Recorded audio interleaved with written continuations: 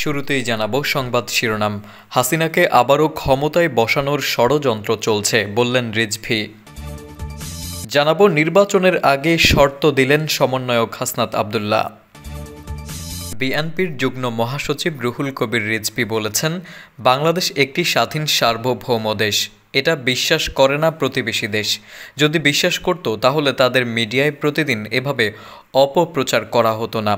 তিনি ভারতকে উদ্দেশ্য করে বলেন, শেখ হাসিনাকে নিয়ে আপনাদের যদি এতই দুঃখ হয় তাহলে তার জন্য আরেকটি তাজমহল গড়ে তুলুন, তাহলে আপনাদের প্রাণে শান্তি আসবে, কিন্তু অপপ্রচার করবেন না।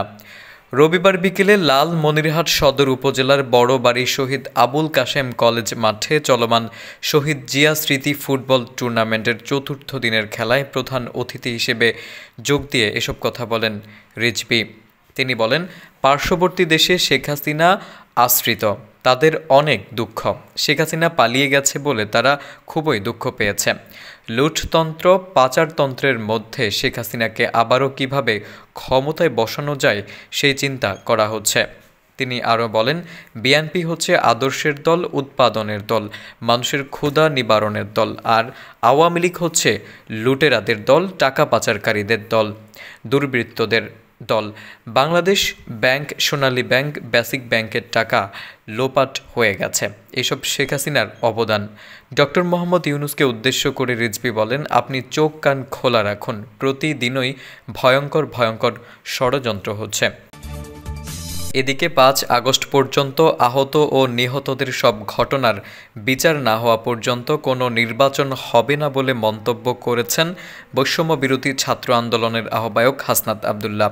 হাসনাত বলেন, ৫ আগস্ট পূর্ববর্তী সময়ে যাদের হত্যা করা হয়েছে সেসব ঘটনার বিচার না হওয়া পর্যন্ত কোনো নির্বাচন হতে পারে না।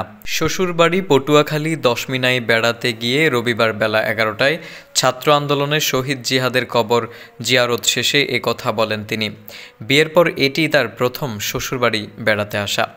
ফ্যাসিস্ট সরকার পতনের পর বর্তমান দেশ গড়তে সময় লাগবে জানিয়ে হাসনাত আব্দুল্লাহ বলেন, আমরাও চাই নির্বাচনের জন্য একটি সুষ্ঠু সুন্দর পরিবেশ তৈরি করতে হবে। বৈষম্য বিরোধী ছাত্র আন্দোলনে আহতদের চিকিৎসার বিষয়ে তিনি বলেন, এতে সময় লাগবে। আহতদের সুচিকিৎসা ও নিহতদের জন্য জুলাই শহীদ ফাউন্ডেশনের মাধ্যমে সরকার কাজ করে যাচ্ছে।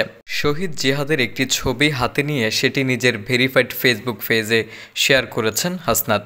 সেখানে তিনি লিখেছেন, এই অভ্যুত্থানের যেসব স্টেক হোল্ডাররা ২৪-এর স্পিরিটকে ভুলে যেতে নেন, আওয়ামী নৃশংসতাকে হালকা করতে চান, তাদের উচিত প্রতি মাসে রুটিন করে শহীদদের কবর জিয়ারত করতে যাওয়া।